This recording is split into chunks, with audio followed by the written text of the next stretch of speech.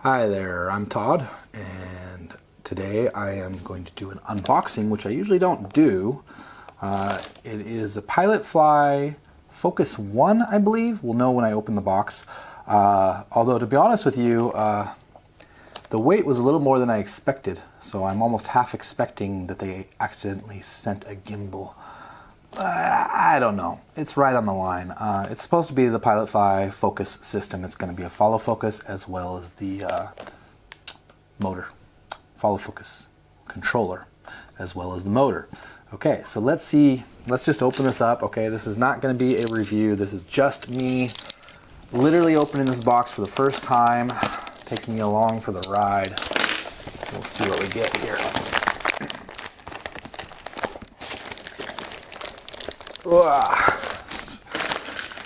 Damn you, FedEx.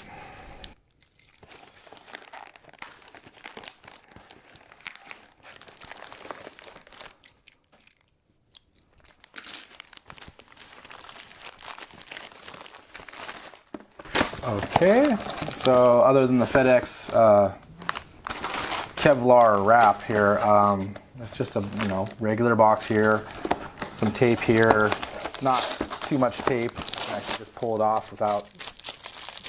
Sure, that sounds great, but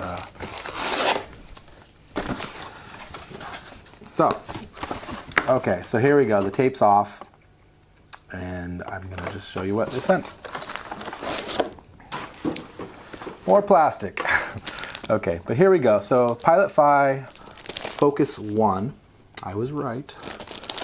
Pilotfly 2.4 gigahertz wireless lens control system. Okay, and you can see this a nice little silver case under this plastic here. Let me open this up.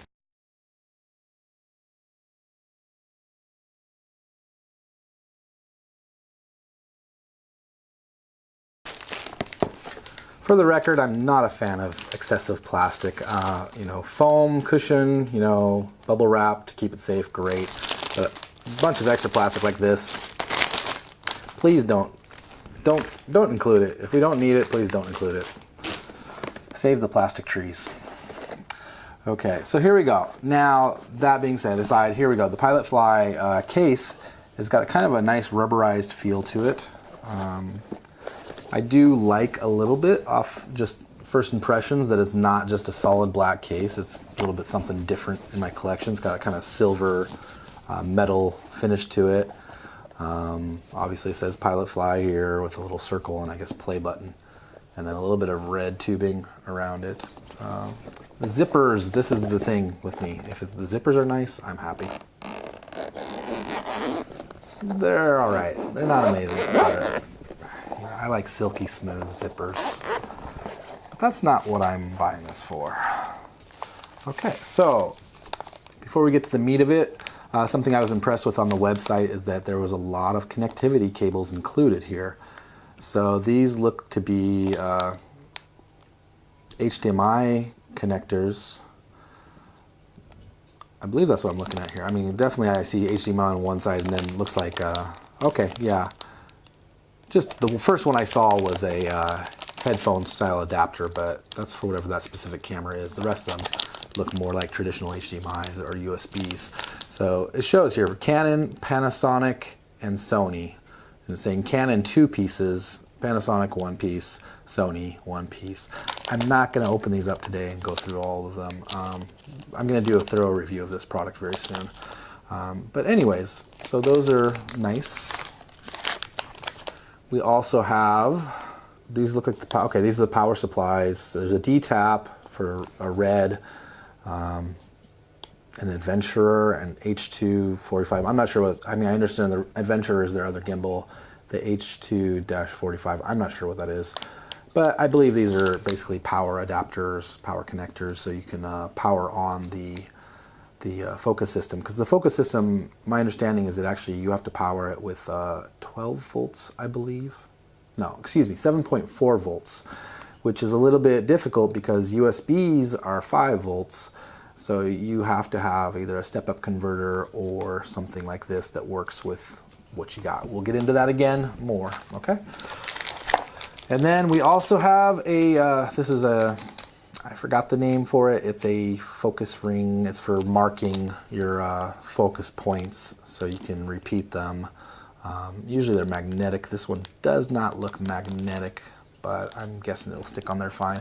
And by the way, if you're not familiar with what a follow focus is, I have this here, not connected to anything right here, but basically a follow focus lets you focus your camera lens without having to hold the camera directly, and as well as set points. This one has what's called hard stops here, and you can set an A and a B point, and you can rack focus perfectly between the 2 points you want after you set them before you start recording. So it's very nice, and it hooks up to gears that go around your lens, and that's what this is for. This is a rubber type cinch one. The ones I have are a little bit nicer, and I'll probably be using them, but this is good to have for any lenses that mine might not fit. Okay.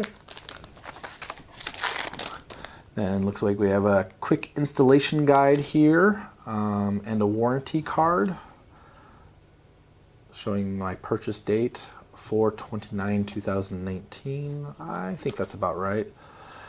And a dealer stamp, and the dealer is Pilotfly, because I bought this directly off their website, which I would recommend. I did that, and the shipping was very fast. Granted, I'm in Japan, and it's coming from Taiwan.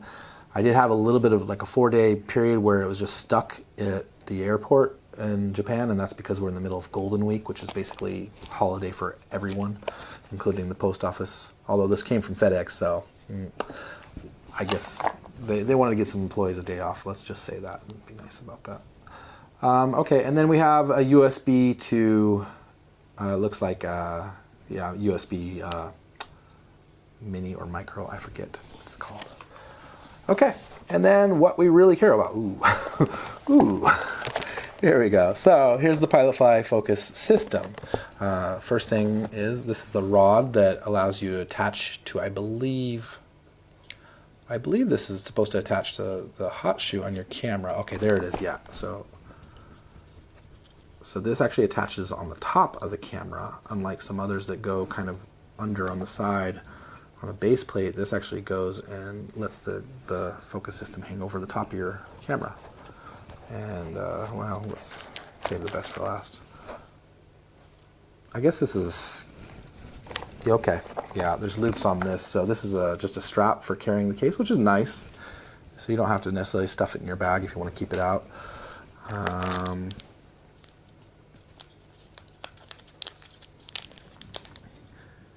Okay, it's a clamp. I think this is for directly mounting the focus onto the side of the Adventurer gimbal. Okay, and I'm not going to be mounting this on Adventurer. I'm going to be mounting it on the Tilta G2X. You can see behind me, and that's one of the reasons I went with this follow focus system, is because it will work. It'll work with anything, and you can just, even without a gimbal, you can just control it remotely. So with this is the focus puller, the wheel. Basically this here, sized down a little bit. It does have some nice wood trim on here, and one of the reasons I went with this one is because it has hard stops, little hard stops here, so I can actually, you can set them, I believe, electronically hard stops, or you can actually use these physical, real hard stops. And what's cool here is I already noticed is it has two focus marking discs. And if you can't tell, I have a little bit of cold here, okay? I usually try not to say that, but I think it's kind of obvious.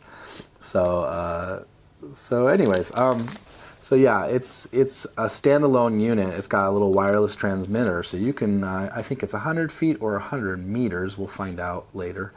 But you can be off away controlling this with a monitor set up, and this unit goes, of course, onto the camera and turns the gears. So I hate the sound of plastic on the camera. If this was the gears, it would turn. Let's try that again.